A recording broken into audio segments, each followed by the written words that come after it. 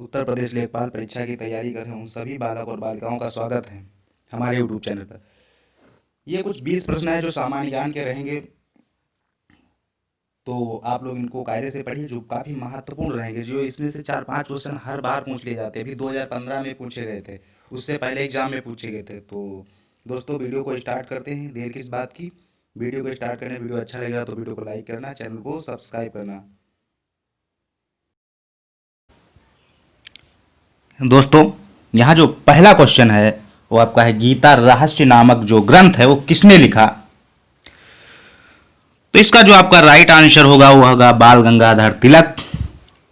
तिलक जी जब आपके मांडले जेल में बंद थे तब इन्होंने गीता रहस्य नामक एक ग्रंथ लिखा था। तो आपके क्वेश्चन जो होते हैं लेखपाल में यूपी SSS, तो आपके 4 ऑप्शन होते हैं क्वेश्चंस में, लेकिन यहाँ पर आपको राइट आंसर दिया जा रहा है। केवल राइट आंसर से मतलब है आप लोगों को, और 4 ऑप्शंस के क्या मतलब है, इसलिए आपको राइट आंसर बताया जा रहा है। तो जो गीता रहस्य नामक ग्रंथ लिखा वो बाल गंगाधर तिलक लिखा, ये आपका राइट आंसर होगा। फिर आपका नेक्स्ट क्वेश्चन, जो उत्तर प्रदेश में प्रमुख रेल इंजन संयंत्र था वो कहाँ पर स्थित था। जो उत्तर प्रदेश में प्रमुख रेल इंजन जो संयंत्र था वो कहाँ पर स्थित है। तो इसका जो आपका राइट आंसर है वो आपका मुगल सराय है। जो उत्तर प्रदेश में प्रमुख रेल इंजन है संयंत्र वो आपका मुगल सराय में स्थित है। तो ये आपका दूसरा क्वेश्चन था। इसी के साथ आपका तीसरा क्वेश्चन जो है,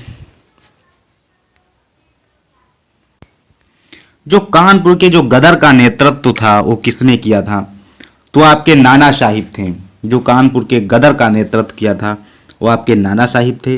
और जो ये आपके नाना साहिब हैं, तात्या टोपे जो थे, तात्या टोपे जिसको कौन नहीं जानता है, ये थे आपके तात्या टोपे।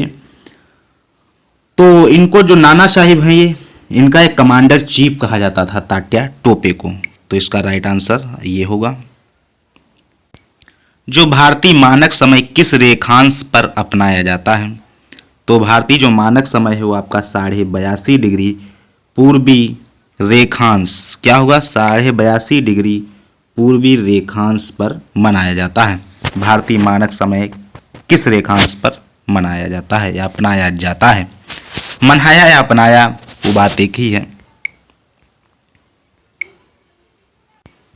विश्व का एकमात्र जो पलावी राष्ट्रीय पार्क स्थित है वो आपका कहाँ स्थित है। ये आपका जो क्वेश्चंस है, ये आपकी जो IAS परीक्षा होती है, कौन सी IAS, विश्व का एकमात्र जो पलावी राष्ट्रीय पार्क है वो आपका कहाँ है। पलावी का मतलब होता है तैरता हुआ। तो ये जो है आपका मणिपुर में है। कहाँ है, मणिपुर। आप मणिपुर जानते होंगे, तो वहाँ पर है ये, इसको तैरता हुआ, तैर मतलब इसी को नाम से जाना जाता है। जो इस पार्क का जो नाम है वो क्या है, तो वो है आपका केबुल लामजाओ। आपको विस्तार से हम लेकर चलने वाले हैं। तो इस पार्क का जो नाम है वो क्या है, केबुल लाम LAM जाओ। देखो, आप लोग यूपी SSS लेखपाल की तैयारी कर रहे हैं, तो उसकी दृष्टिगत से हमने ये वीडियो बना रहे हैं। तो आपको पूरा हम अच्छा एक्सपीरियंस देने का प्रयास कर रहे हैं, जैसे कि विस्तार में आपको लेकर चल रहे हैं। पूरी थ्योरी बताकर हम आप लोगों का यहाँ पर नेतृत्व करना चाहते हैं। भारत के किस राज्य के पास जो है सबसे लंबी समुद्री तट है। क्या है, सबसे लंबा समुद्री तट है। तो आपका जो होगा यहाँ पर राइट आंसर वो आपका गुजरात होगा। क्या होगा, गुजरात। लेकिन यदि बात करें हम, तो इसके पास तो सबसे लंबी समुद्री तट है गुजरात के पास, लेकिन क्या सेकंड नंबर पे कौन सा आता है, थर्ड नंबर पे कौन सा राज्य आता है, उसकी भी हम चर्चा करना चाहते हैं आप लोगों से। तो भारत के किस राज्य के पास सबसे लंबी है, तो वो आपका गुजरात होगा। लेकिन यदि हम दूसरे नंबर की बात करें तो आपका आंध्र प्रदेश है। क्या है, आंध्र प्रदेश। अगर हम बात करें जो तीसरे नंबर पे कौन सा आता है, तो आपका तमिलनाडु आता है। कौन सा आता है, तमिलनाडु। यह आपका तीसरे नंबर पे आता है। पहले पे यदि पूछा जाए तो गुजरात आता है जिसके पास सबसे लंबा समुद्री तट है। अगर सेकंड नंबर पे बात की जाए तो आपका आंध्र प्रदेश आता है और थर्ड नंबर की बात की जाए तो आपका तमिलनाडु आता है। इस तरीके से भी आपके परीक्षा में क्वेश्चंस पूछे जा सकते हैं। बता दिया जाए कि कौन द्वितीय स्थान पर ऐसा कौन सा राज्य है जिसके पास सबसे लंबी समुद्री तट है, या ट्रिपल तीसरे नंबर पे कौन सा आता है। तो इस तरह से आपको क्वेश्चन का आंसर्स देना होता है। यदि हम बात करें 7 नंबर क्वेश्चन की, संविधान सभा के सम्मुख संविधान की जो प्रस्तावना का जो प्रस्ताव है वो किसने ले रखा, तो आपके जवाहरलाल नेहरू जी हैं।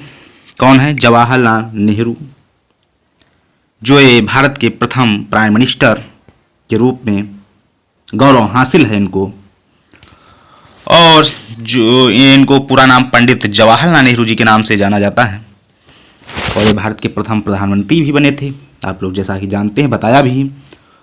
और बात करें जो संविधान सभा के सम्मुख जो संविधान की प्रस्तावना का जो प्रस्ताव रखा था वो किस तारीख को रखा, तो 13 दिसंबर को रखा। कब? 13 दिसंबर। अगर हम बात करें ईयर की तो आपका 1946 होगा। क्या होगा? 1946। तो ये था कुछ थ्योरी इस प्रश्न की। और नेक्स्ट क्वेश्चन जो हमारे सामने रहेगा वो है यूनाइटेड प्रोविंस कब उत्तर प्रदेश बना। मतलब यूनाइटेड जो प्रोविंस है वो उत्तर प्रदेश कब बना था। तो ये आपका राइट आंसर जो होगा वो 1950 को जो उत्तर प्रदेश को पूर्व में किस नाम से जाना जाता है, तो यूनाइटेड प्रोविंस के ही नाम से जाना जाता है। और क्वेश्चन कहते हैं यूनाइटेड प्रोविंस कब उत्तर प्रदेश बना, तो 1950 से तारीख पूछ ले तो आपको, जैसे डेट पूछ ले तो आपका 24 जनवरी। क्या होगा? 24 जनवरी। तो नेक्स्ट क्वेश्चन, जो आपकी अर्थशास्त्र का जनक किसे माना जाता है, अर्थशास्त्र का पितामह किसे कहा जाता है, तो आपका राइट आंसर क्या होगा? Adam Smith. कहीं कहीं पर मार्शल दिया होता है तो ये सब गलत है। आपके एडम स्मिथ जी जो हैं तो अर्थशास्त्र का जो एक जनक हैं माने जाते हैं। फिर आपका जो नेक्स्ट क्वेश्चन है, जो भारतीय संविधान सभा के प्रारूप समिति के जो अध्यक्ष थे वो कौन थे, तो डॉक्टर भीमराव अंबेडकर जी थे। कौन थे? डॉक्टर भीमराव अंबेडकर। यदि भारतीय संविधान सभा की प्रारूप समिति के जो सलाहकार के रूप में जाना जाता है वो किसे जाना जाता है, तो वो आपके होंगे BN राव। क्या होंगे? BN राव। फिर आपका जो नेक्स्ट क्वेश्चन है, जो पानी की बूंदें हैं कि तैली पृष्ठ, यदि कोई तेल का पृष्ठ है, जैसे तेल का पृष्ठ का मतलब आप लोग जानते हैं, जैसे ये आपका पृष्ठ है, इस पर कुछ तेल की बूंदें हैं, जैसे मान लो ये तैली पृष्ठ हो गया। जब तेल की बूंदें, अब पानी की बूंदें को तैली पृष्ठ पर ना चिपकने का जो कारण है वो क्या है? भाई ऊपर से पानी की बूंदें गिर रही हैं, अब ये तैली पृष्ठ पर नहीं चिपकती, तो इसका कारण है असंजक बल का अभाव। क्या है? असंजक बल का अभाव। तो असंजक बल का जो अभाव होता है, जब इसके बीच में असंजक बल होता नहीं है, पानी की बूंदों के बीच और तैली पृष्ठ के बीच असंजक बल नहीं पाया जाता, इसलिए जो होती हैं पानी की बूंदें वो चिपकती नहीं। प्रारंभिक जो बौद्ध धर्म ग्रंथों की जो रचना है वो किसमें की गई थी? प्रारंभिक बौद्ध धर्म ग्रंथों की जो रचना है वो किसमें की गई थी, तो बात करें ये जो पाली है उसमें की गई थी। प्रारंभिक बौद्ध धर्म ग्रंथ की रचना आपकी पाली में की गई थी। पाली पाठ इसका जो है पूरा नाम है। फिर आपका जो नेक्स्ट क्वेश्चन है, उस राज्य का नाम बताइए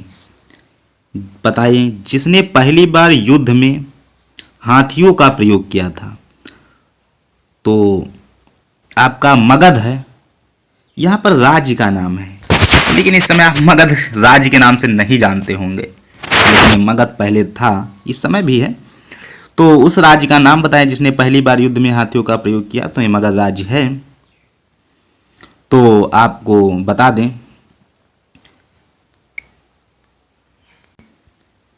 तो आपसे इतिहास में ऐसा क्वेश्चन है तो ये आपका मगध हो जाएगा, उस राज्य का नाम जिन्होंने युद्ध में हाथियों का प्रयोग किया था। नेक्स्ट क्वेश्चन, 6वीं शताब्दी ईसा पूर्व मगध में किसका विशाल भंडार था? तो जो लौह है, 6वीं शताब्दी ईसा पूर्व मगध में इसी का विशाल भंडार था। और अगर आपसे इस क्वेश्चन को इस तरह से पूछ लिया जाए कि मगध ने कौन से हाथियों का प्रयोग किया था लड़ाई में, तो आप लोगों का आंसर, मतलब हाथियों का नहीं, युद्ध में पहली बार क्या प्रयोग किया था, मतलब हाथियों का प्रयोग कौन सा राज्य किया था, तो आपका मगध होगा। इन्होंने युद्ध में पहली बार जो है वो आपके हाथियों का प्रयोग किया था। ठीक है। और 6वीं शताब्दी ईसा पूर्व में मगध में किसका विशाल भंडार था, तो आपका लौह राइट आंसर होगा। किस दल ने 2 वर्ष के समय में 2 प्रधानमंत्री दिए, तो आपका जनता दल था जो, उन्होंने 2 वर्ष में 2 प्रधानमंत्री दिए थे। बात करें, आप लोगों ने सुना होगा एचडी देवगौड़ा जी को, सुना होगा, जरूर सुना होगा, जो भारत के प्रधानमंत्री रह चुके हैं। ये बात है करीब करीब 97-98 की। और आपने इंद्र कुमार गुजराल जी का नाम सुना होगा। तो हम बात करें जो एचडी देवगौड़ा हैं, ये आपके जनता दल के एक प्रधानमंत्री बने थे। तो कौन है? एचडी देवगौड़ा, एचडी देवगौड़ा है। और आपके इंद्र कुमार गुजराल हैं, इंद्र कुमार गुजराल। ये करीब करीब वही 97-98 में प्रधानमंत्री बने थे। और हम बात करें इंद्र कुमार गुजराल जी की, तो ये 97 में जो प्रधानमंत्री बने थे वही 96 में बने थे। 96, 97, 98 की बात है। तो ये एचडी देवगौड़ा जो हैं आपके 96, 97 में बने थे। और आपके 98 में आपके इंद्र कुमार गुजराल जी बने थे। तो ये आपका वही 98 में बने थे। तो आपका किस दल ने 2 वर्ष के समय में 2 प्रधानमंत्री दिए, तो आपका जनता दल हो जाएगा। नेक्स्ट बात करें, राष्ट्रीय राजनीतिक दल वह होता है जिसमें पड़े कुल मतों का 6% प्राप्त कर लिया हो। हम बात करें यदि कोई क्षेत्रीय पार्टी है, जैसे बात कर लें, जैसे कोई क्षेत्रीय पार्टी है, कौन सी? क्षेत्रीय पार्टी। और इस क्षेत्रीय पार्टी ने कुल पड़े मत का 6% यदि प्राप्त कर ले, जैसे कुल पड़े मतों का 6% प्राप्त कर लिया है, तो मतलब कितने राज्यों में प्राप्त कर ले, जैसे 4 राज्यों में या उससे अधिक राज्यों में यदि प्राप्त कर लेती है कोई क्षेत्रीय पार्टी, तो वह एक राष्ट्रीय राजनीतिक दल, मतलब राष्ट्रीय पार्टी का दर्जा दे दिया जाता है। आप लोग मेरी बात को समझें, राष्ट्रीय पार्टी का दर्जा दे दिया जाता है उस पार्टी को।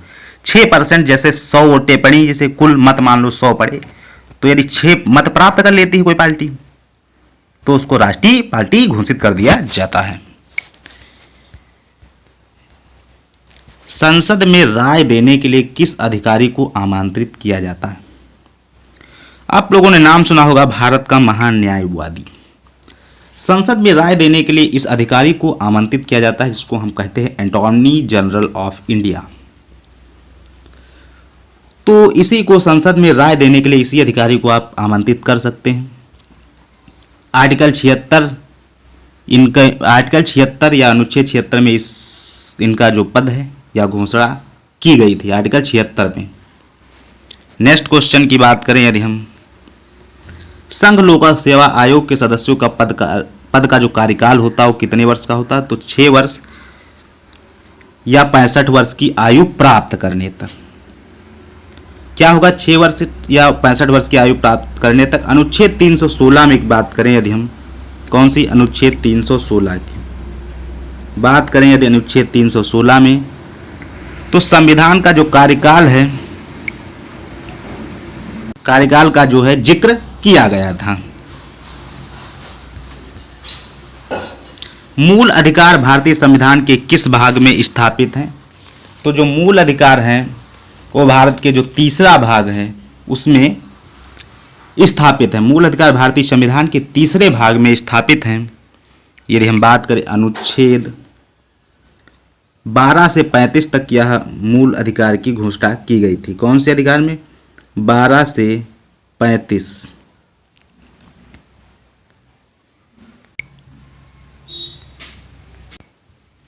तो मूल अधिकार भारतीय संविधान के किस भाग में स्थापित हैं? तो तीसरे भाग में, और यह अनुच्छेद 12 से 35 तक यह मूल अधिकार में यह घोषणा की गई थी। इसके बाद जो आपका नेक्स्ट क्वेश्चन है, संसद के चुनावों को जो मत देने का अधिकार होता है, संसद के चुनावों में यदि मत देने का अधिकार है तो वह एक कानूनी अधिकार होता है। कौन सा अधिकार होता है? कानूनी अधिकार। तो ये हमारा जो क्वेश्चन था, लास्ट क्वेश्चन था। कौन सा था? Last question. वीडियो अच्छा लगा हो तो वीडियो को लाइक कीजिए, चैनल को सब्सक्राइब कीजिए। ये क्वेश्चंस आपके लेखपाल की परीक्षा, जो आगामी परीक्षा है, उसकी दृष्टि से ये क्वेश्चन काफ़ी महत्वपूर्ण क्वेश्चंस हैं। तो वीडियो को लाइक कीजिए और चैनल को सब्सक्राइब कीजिए। अपने दोस्तों में इस वीडियो को शेयर कीजिए।